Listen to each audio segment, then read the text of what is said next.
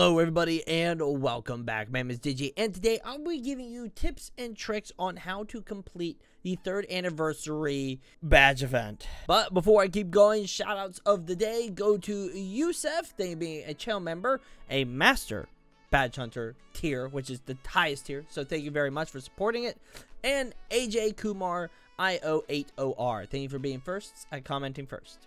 Alright, so this video is just going to be strictly breaking down some things that can help you complete this very almost impossible event. Now, I did make a video of me playing through it and almost completing it. I was this close. Hopefully this video is going to help you and your friends or, you know, randoms out there complete this event, because I think it is going to be so worth it at the end. So right off the bat, I recommend doing this with a full party of 6. I don't recommend doing this by yourself, with 2, with 3, 4, or 5. Try to do it with as many people as you can. The more, the better. Alright, so right off the bat, what you're going to want to do is buy the bat, okay? Now, once you've done that, I recommend everyone buy it. Don't save up, okay? You don't get points by not doing anything. So everyone just get the bat. The only time that you can kind of separate is when you buy the shotgun. So the steps are bat, shotgun, laser, sniper, and then the stun gun if you want. The stun gun's good, however, we'll get to that later. So what you can do is 3 people can get the shotgun as soon as possible, and then the other 3 can then save up for the laser, okay? That's my suggestion. The other thing I suggest is that 3 people stay near the cake and 3 people on the outside area. Now, what's cool about this is the NPCs will be attracted to the ones on the outside, and pretty much what you do is you aggro them. You get their attention and they will follow you. So take them as far away from the cake as possible if you are on the outside, and just keep attracting them away, okay? 3 people do that on the outside, 3 people stay on the inside to keep away, you know, any of the cakes that get through. This is a whole lot easier when you have your shotgun by this time. Also, a little cool thing you can do is at the end of a wave, if you have low HP, just go ahead and reset yourself. You just come back with a full bar of health, and it's just a lot better that way instead of dying right off the bat at the start of a new wave. So just do what I do here and reset, and you get a nice full bar of health. My other suggestion is don't waste money on the med kits. There's literally no point on using the med kits. Just don't waste your money on that. Save up for the guns and save up points for healing the cake. The grenade is good, however, I haven't had good success with it lately when I was trying this. So just focus on getting the weapons, and early on the laser. The laser is so good. Laser beams for life. Now, another cool trick you can do is once you get your shotgun, in the early rounds of the game, you can actually get on top of the fence. That's right. Now, what happens is when you get on top of the fence, the NPCs will still get attracted to you. However, they kind of just freeze in place, and then you just pick them off one by one with the shotgun, just like this, sitting on the corner, and they'll spawn in and just kind of just freeze and not know what to do. So the fence is a great early round, early wave, little tip trick you can try doing. You can have one at the front, one on the back, and one off to the side. Or you can just have everyone kind of on the outside, and then that way no one gets near the cake.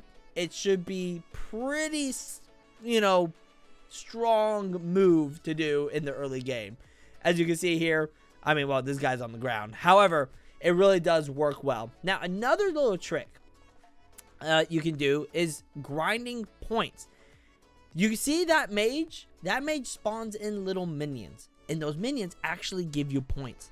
If you and your friends or anyone in the game don't kill them like I just did there, don't kill the mage, kill the minions, because you actually get points for killing the minions. Now, this leads to my next point here, points, is the boss. This first boss does not have a lot of time. Don't waste time trying to kill the minions. I recommend getting the laser by this time. If you don't have the laser by the Chancellor Caker, the first boss, this is going to be really hard. Now, as long as that you got 2 or 3 people shooting the Chancellor Caker down, this should be pretty easy. However, if only one person's doing it, you may not make it. So as soon as possible, get the laser gun and just focus down the boss, because that is a timed event. Everything else is fine. So focus the boss, get rid of him, and then you can take your time, get back on the fence. You can also get on the truck right here in front of me, or get on top of the barbed wire or chain link fence as well. So that's before you start getting the NPCs that shoot at you. All right, the next weapon is the sniper. Okay, now this is the strongest weapon currently the way they have the event set up. It does pretty good damage early on in these waves. It's a nice single shot. It does do a little AoE. So if you have like a little group in front of you, you can actually aim at the ground and hurt them like so. However, this is still a very strong, powerful weapon to try to get as soon as possible. You know, I have it at wave 8 right here. So earlier, the better. Again, what you can try doing is dividing up. Once everyone has lasers, pretty much just save up as much money as you can, because the laser beam is pretty strong for a good long while. However, if you can, try to divide up, you know, 3 people or 4 people get the sniper, and 2 people just save up their points to keep the cake alive. Okay, that sounds so weird, but you know what I mean. So try to have people designated to holding on to points for the cake, and then people designated to getting strong weapons. So then once they have the strong weapons, they're able to collect their points, and then the other 2 or 3 can then get their stronger weapon. And then from there, you just save points, okay? Don't waste it on med kits. I'm telling you that again. Don't waste money on the med kits. Now, things can get really crazy, and all these plans can fall apart. Just remember a couple of things. Try to keep the bosses away from the cake as best as you can, okay? If you see one person go down and they're attracting the boss away, you step in and pull them away too. It's kind of just like a rotation kind of maneuver, because the moment that boss gets to that cake, you're going to lose a lot of health, and you're going to have to use a lot of points. At the same time, on boss fights, focus the boss down, okay? Focus on them, use the laser beam, the sniper, and just get them down before they do before the timer runs out. Yes, I know there'll be NPCs attacking the cake. However, you can not worry about them, okay? They don't do as much damage as a boss does. So keep the boss away from the cake. Next thing is, don't waste money on medkits. Another thing is, later down in the waves, there's going to be healing mages. Essentially, they just take away all the hard work you're doing to all the bigger bosses. So try to focus down the healers if you can. I know they get really hard to hit because they're in the crowd. That's why, you know, you can try using the grenade or the sniper and kind of shoot down at the ground, because it does do damage to the other characters. However, harder said than done. So try your best to focus down the healers, because then the bigger characters or the bigger NPCs hitting the cake will just keep healing, and before you know it, you've lost. All right, and for the wave 20, the infamous wave, literally spamming enemies. That's all it is. It is pure chaos currently. As I'm making this video, it is super hard. It's not impossible, but it feels very impossible.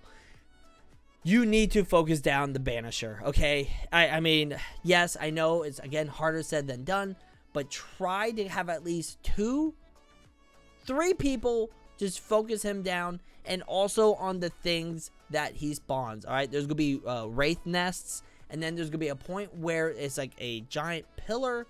Almost looks like a lamp post. I mean, it's as you can see, it is insanity, okay? And I know, like I said, it's harder said than done, but if you could get just a couple of people just focused on the boss, and if you want, try to just maybe have someone off to the side, very far away, who can then just focus down on enemies, just gaining points to keep the cake alive, okay? However, it's probably best for them to interact than just sitting back almost AFK and shooting. Try to pull as many enemies away from the cake as you can early on, because before you know it, there's going to be just way too many by the cake, and if you get close, you die anyways. So try to keep them off the cake as soon as possible, or repair the cake as fast as you can, at the same time doing damage to the enemies. But as you can see here, we pretty much just fell apart. So, unfortunately, you know, the wave 20 is quite literally almost impossible. Other than that, that's all I got for you guys. Just heal, heal, heal. Don't waste money on med kits. You're going to die so fast at wave 20. There's no point. But there you go. Those are the tips and tricks I got for you guys currently. They might nerf it. They might make the bosses easier, the timers longer. I don't know what they're going to do.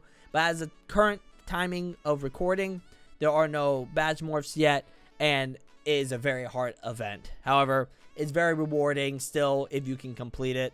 Other than that, good luck. If you enjoyed, leave a like, subscribe down below, join the badge hunting squad today. Thank you to everyone here becoming channel members, supporting it. And as always, stay awesome, stay cool. Go love badge hunting. Bye-bye.